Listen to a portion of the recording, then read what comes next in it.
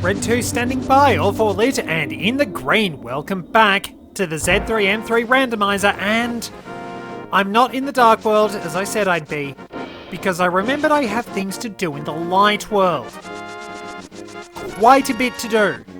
Because if I go down here, I can get the check for the magic powder, and I can activate the flute, which means I can travel around Hyrule much faster. So, go down here, and in we go. So if I get the magic powder out, I will be able to get some sort of item from here. There we go. This reappears in Link's Awakening. Ah, super missile. So it's not bad, but it's not the best either. 1 rupee. A bit of a pain in the backside. Still, on we go. If I activate the flute, I will be able to travel up to the mountain and fast travel to see King Zora and get stiffed with whatever he has. And I gotta get the bottle under the bridge too. Lots of things I need to do. Zip up here. Wait, did I talk to you? I didn't talk to you. No, I did. Whoops. Yeah, that's right, I got 5 arrows from you. Well, it was actually 10, but I only had 5 because of my maximum capacity. Jerk. So, of course, we are going on with the Legend of Zelda series because this is suddenly a Zelda Randomiser playthrough for some reason. Because I've found pretty much all the good stuff here. If I play the flute, I will get my duck. And we can go to the potion shop. And I can get the items around here. So, I talked a little bit about my history with the Metroid series last time. The Zelda series, I sort of knew of Ocarina of Time, but I never really played it. At least not until I wound up getting the Wind Waker Ocarina of Time Combo Edition. Wind Waker was the first game I actually played in the Zelda series I actually played, and it was an absolute delight. It's still one of my favourite games, and I brought it to the channel as a bit of a relaxation project. It's up there. I finally bothered to pretty much 100% complete it. Well, we'll get the missiles because I can. It has such a wonderful sense of adventure. That's what I love the most about Wind Waker, the sense of adventure. Being able to travel to all those different locations, those interesting islands, wondering what is just over the horizon. It does a very good job of having that spirit of adventure with the way its overworld is constructed. And while you're limited to a degree, you do get the opportunity to travel around.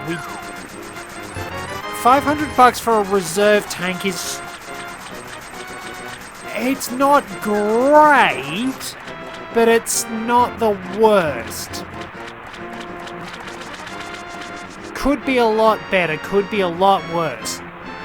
I can't wind up using the flute in this area for some reason, but we'll be able to go and use it soon. So I'll reset it. So yeah, Wind Waker kicked it all off. I regret the fact I don't have it anymore. I probably should have kept Four Swords Adventures, but I played that single player. It's really, really hard. Even at the time, it was really, really, really, really hard to actually play that game with multiple people. Okay, so we need to go up the mountain. I'll duck into the old man's house. Oh, we can get to Norfair as well. So we can get to Norfair and make our way into Brinstar. But I prefer to get another beam. And I probably have a lot of things I can get in Criteria. So I won't go in there just yet. That door I just passed, that is where you go to Norfair. it's fairly handy. So I go down here and I can get another item. So yeah, Four Swords Adventures was absolutely great. I didn't get to play Four Swords, but I did play the Game Boy Advance version of A Link to the Past, which explains why sometimes I will try and dive. $5.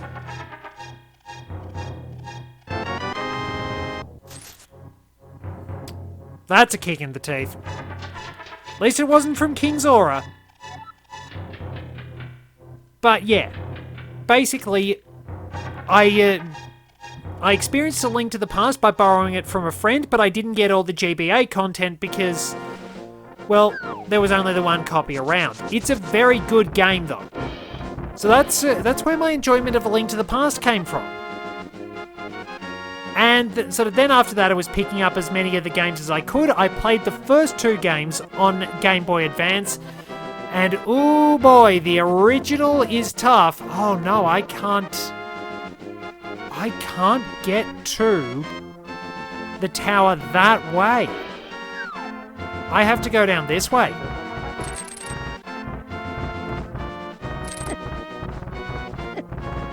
I'm getting hit with rocks. It's not good.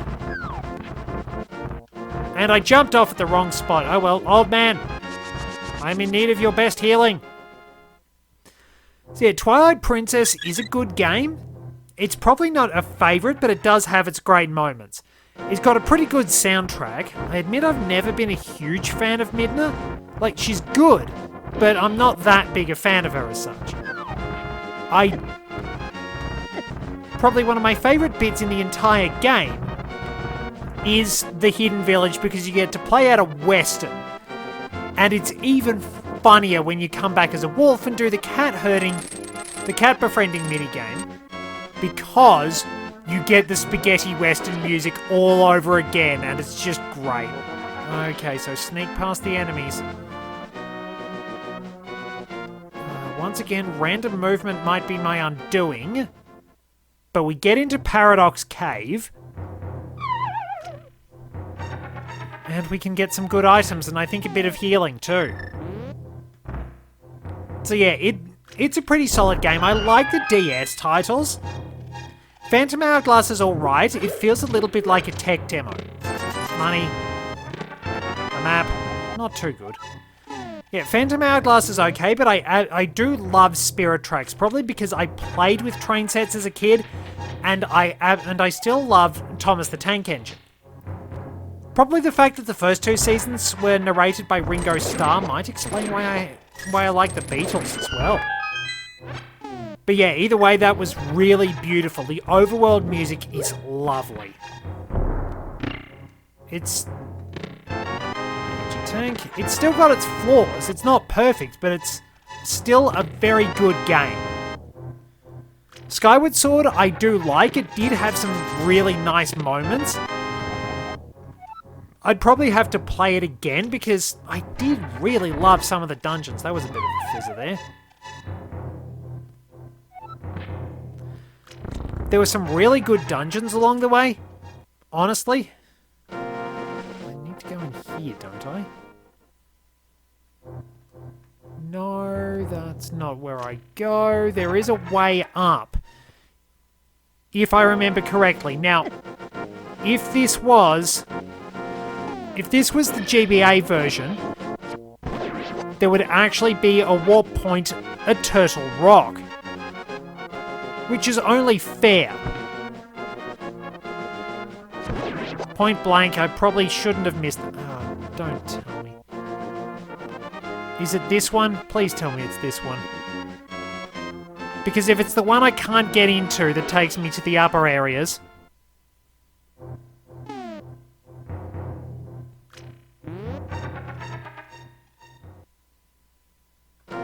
Or is it somewhere in Paradox Cave?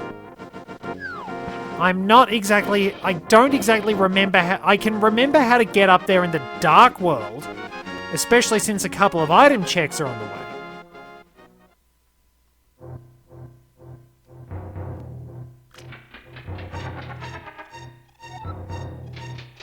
Ah, that's it. It is in Paradox Cave. The reason it's called Paradox Cave by players of the randomizer is because that entrance you go into at the bottom of the mountain is on the second floor, but the bottom floor is actually higher up in terms of terrain. Okay, there's a fairy in here. Get rid of that. And if I drop into here, I've got another item check once I get through the little maze.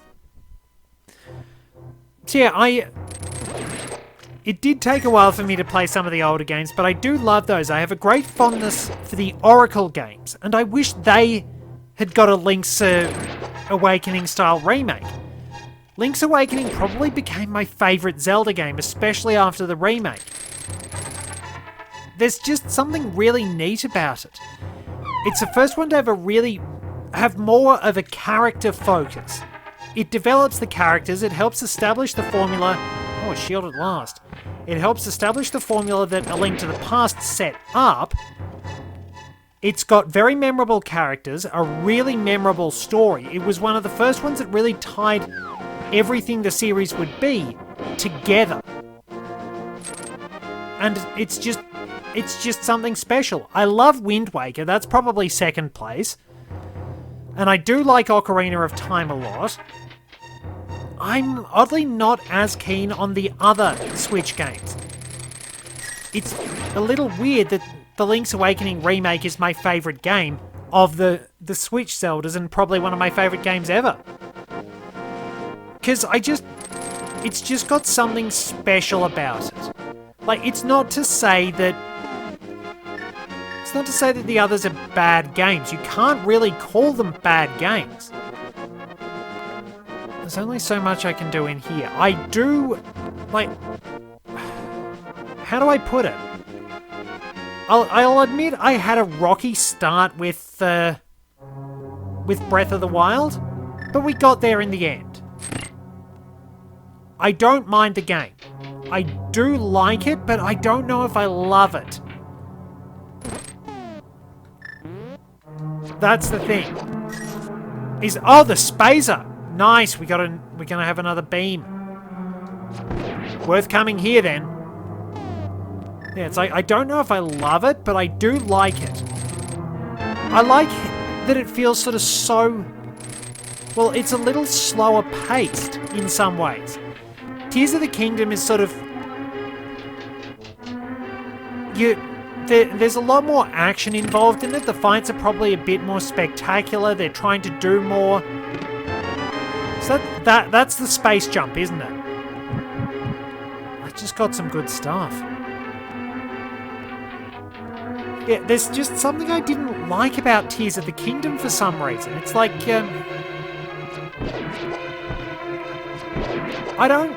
it's got some really good stuff, but the building's not necessarily essential. Not like the exploration was to Breath of the Wild.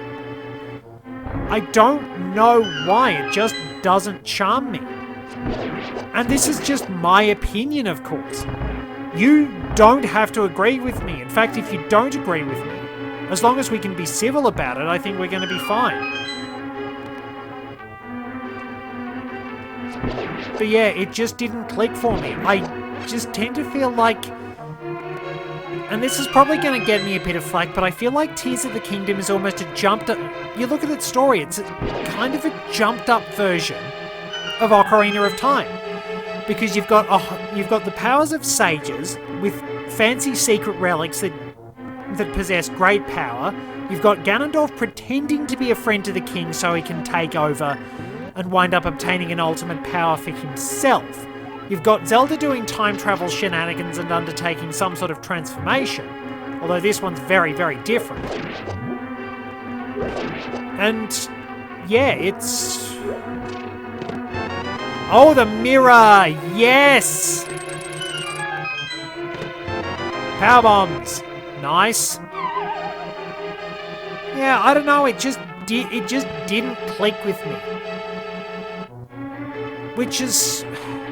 I don't know, I have a tendency to pick absolutely the wrong attitude with things. I thought I would have enjoyed Super Smash Bros. Ultimate. I don't think I can defeat Mulder. I thought I was going to enjoy that. I absolutely did not. I didn't think I was going to enjoy Fire Emblem Three Houses, and I absolutely did. Where do I go from here? I gotta go back to the Dark World.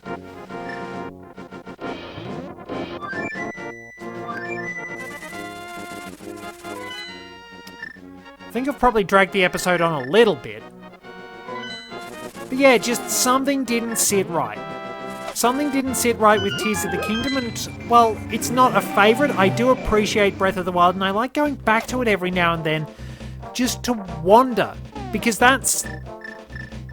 I don't know, I just love doing that. Maybe it's the fact that... I think one of the things that bugged me about Tears of the Kingdom was...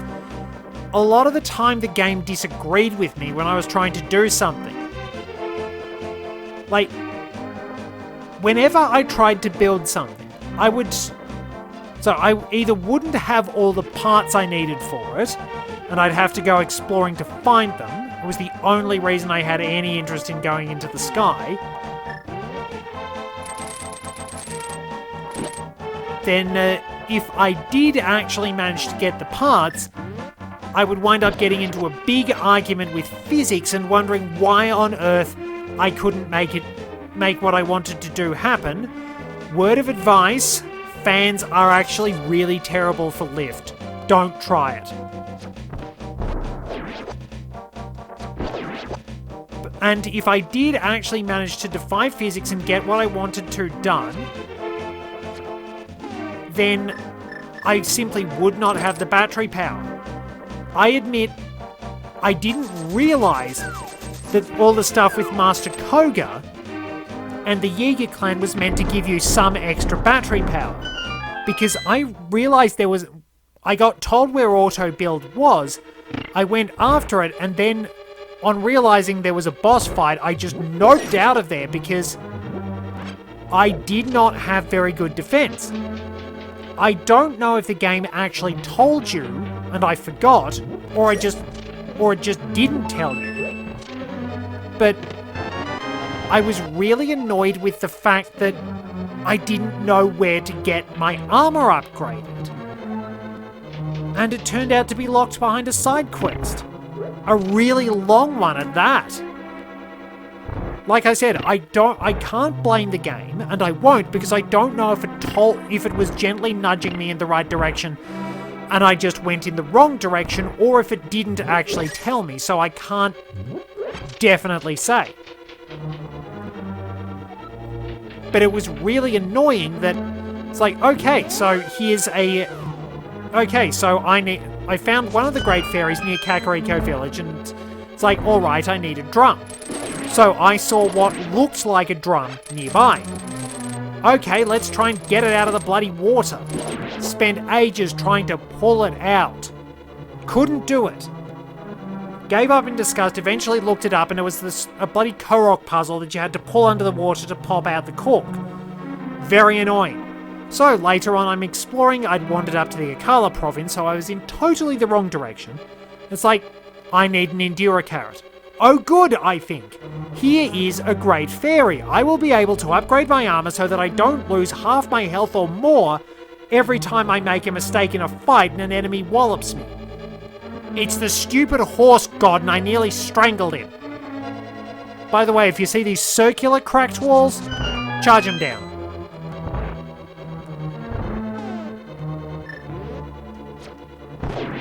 So I was decidedly unhappy about that, and I just didn't vibe with the general feel and a lot of the way the game went.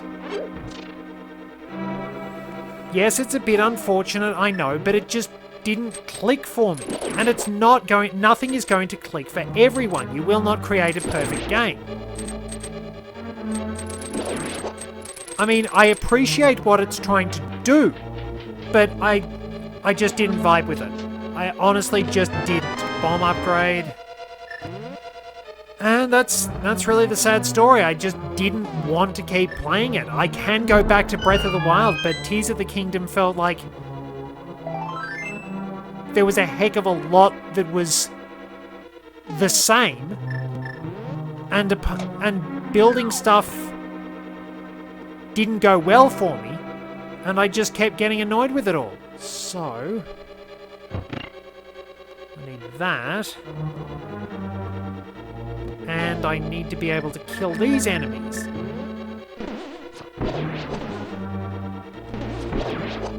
Man, those really are good. Whoop. Unless, of course, I miss. So I need to throw the pot. Push this. And we can go around and get a couple more items, which is very helpful.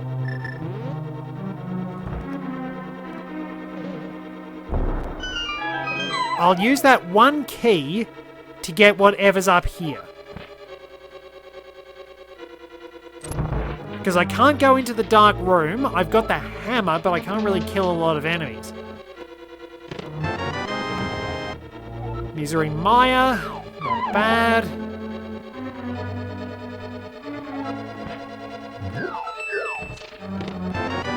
Missiles. I'm getting chased by skulls. And we're out of there. We do have to loop around a little bit. I do have to make a bit of a loop because I used my one key. I can't get through the locked door in the first area. This path is entirely optional, but it can save you a bit of time if you have the hammer.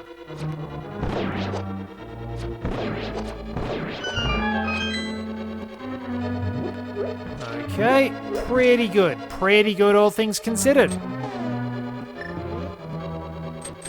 I mean, I'll be honest. I do like building things in Tears of the Kingdom. My proudest achievement was making a functional, paddle steamer. It worked. I could build things that did work sometimes with what I had.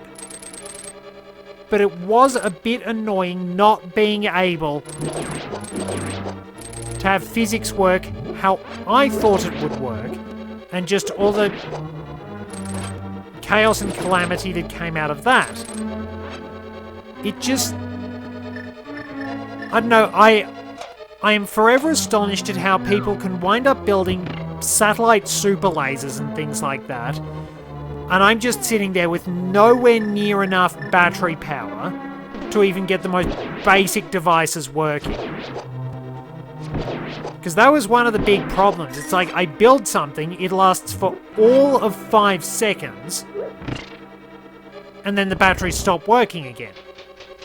And I have to sit there and wait for it to recharge. As I said, I didn't realize that you could just do all the Yiga Clan stuff and you'd actually get some good battery power. Because, like I said, if I got hit, I was taking a huge chunk of damage because enemies are a lot stronger. Wrecked ship level 1, okay.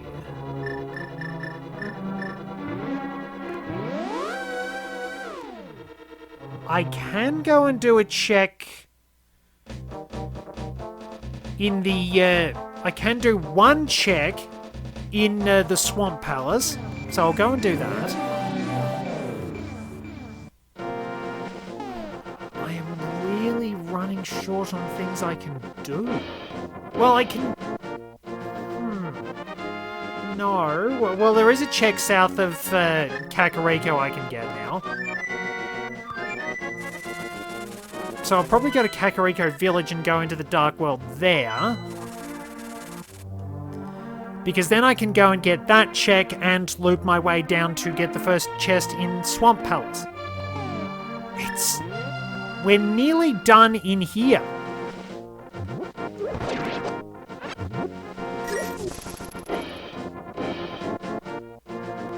Which is pretty good. The maps might help us see which item we get.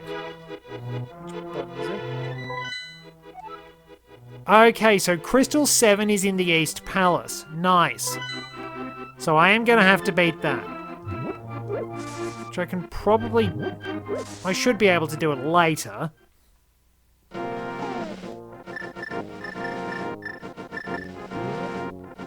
Yeah, it's got some good ideas, but I don't know. It's just... I suppose Tears of the Kingdom did basically feel...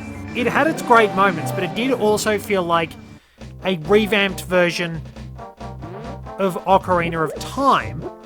And I'm going to be honest. I'm going to be honest, I don't like finding haunted rocks underneath bushes. I'm going to be honest, I prefer Ocarina of Time Ganondorf because... Okay, Tears of the Kingdom's Ganondorf is probably more monstrous and evil. But I just like it.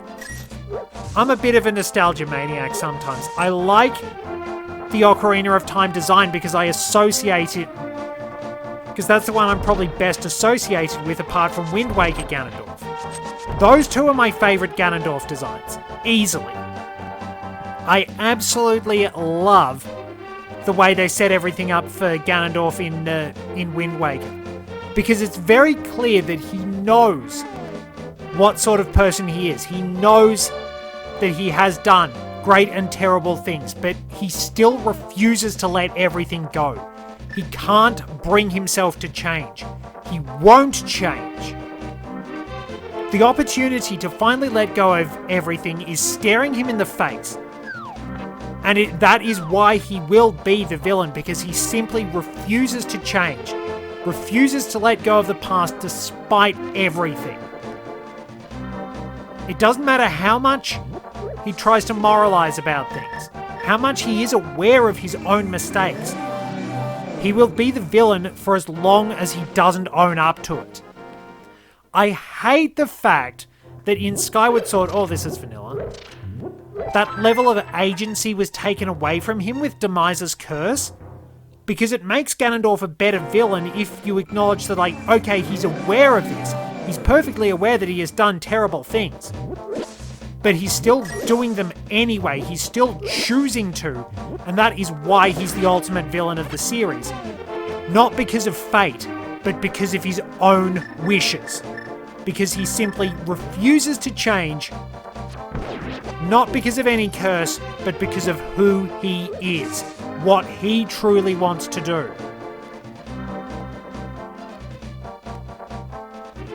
And that is very well done. It makes a great contrast between him and the king, who is prepared to learn and move on.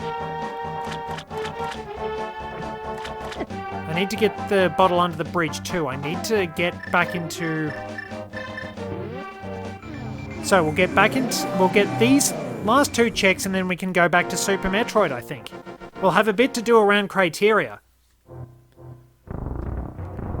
But yeah, that's why I really like Ocarina of Time Ganondorf just flat out looks cool. I really like the armor design. I liked playing as him in Super Smash Bros. And it was my favourite design for him in Hyrule Warriors. Wind Waker Ganondorf is a better character. But Ocarina of Time Ganondorf basically did everything Tears of the Kingdom Ganondorf did. Tears of the Kingdom Ganondorf just ramped it up to 11. Yeah, I don't know, it's just one of those things. But it's nice getting to revisit Hyrule. The deeper, personal connection between Link and Princess Zelda is very well done. There are plenty of well-implemented mechanics along the way.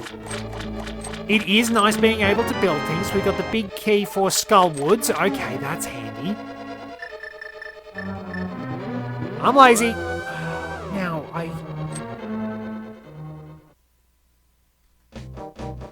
Okay, so I know what I'm going to do. I'll get the item check. And I'll get the item check in the lake. I'll get the bottle. Then I'll get whatever's in the big chest for Skull Woods. Yeah, I do like a lot of the presentation aspects. It's got some really interesting ideas. It's got some great characters. It does have a very impressive Ganondorf who is a truly fearsome adversary with a genuine sense of malice. Somewhat literally. I realised that was a bad pun the moment I said it.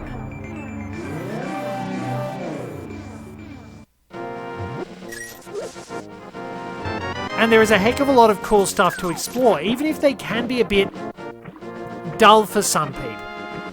I'll admit that wandering around the Sky Islands kind of felt like just exploring at your own pace in Breath of the Wild. I didn't like the depth a great deal, but they are very cool when you realise that they're a topographical opposite to Hyrule. That's cool. So it's got that going for it, even if I tended to avoid combat most of the time. Criteria level 1. Hey, I'm getting places. So there really was a lot to like. It's just, in the long run, I didn't quite vibe with it. But I will still say very good things about it. I'll be honest about that. I can't be negative. I can't be truly negative about it. I just go, look, it wasn't for me. I didn't quite vibe with it, and that's okay. If you loved it, then I am totally on board with that. Because that's really what it's all about. We might not like the same things all the time, but we can get a lot of enjoyment out of it. We should be able to embrace those differences. Yeah, I'll get this last check and wrap up because I've been very busy pontificating. At least I've been able to talk about something other than basically manifesting my inner monologue. Because that's never entirely fun.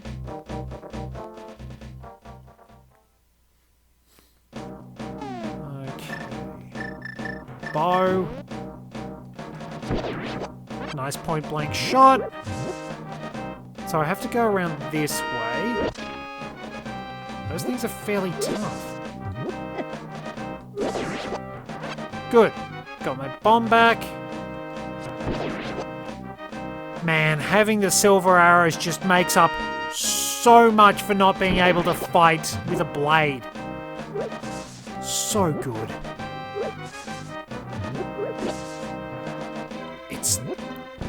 Ah, scary rock.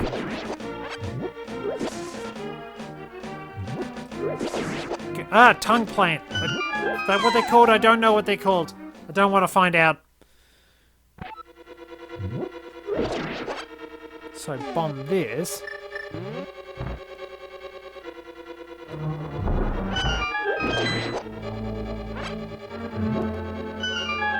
I think I have to step on that.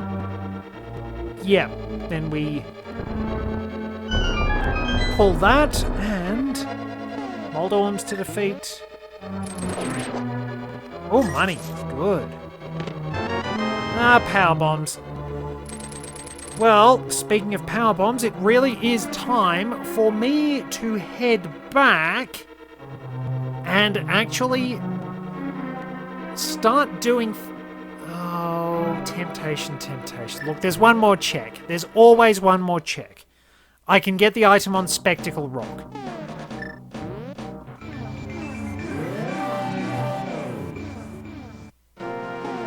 I should get that because otherwise I'll forget. That's part of the reason why I keep diverting. It's like, oh, I've remembered this thing. Oh, I've remembered this thing. Oh, I've remembered the other thing. I really need to make sure I do them because otherwise I do wind up forgetting because I get distracted easily. I don't know if I have some kind of attention deficit condition, but it's basically... Running these is like you have 1,000 thoughts going at once.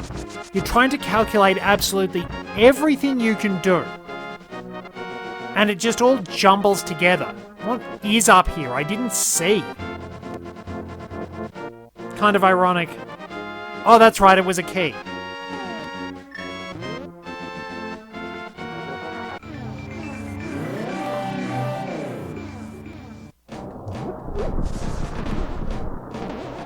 So we'll get that key and then we'll wrap things up. Ganon's Tower, thank you very much for joining me.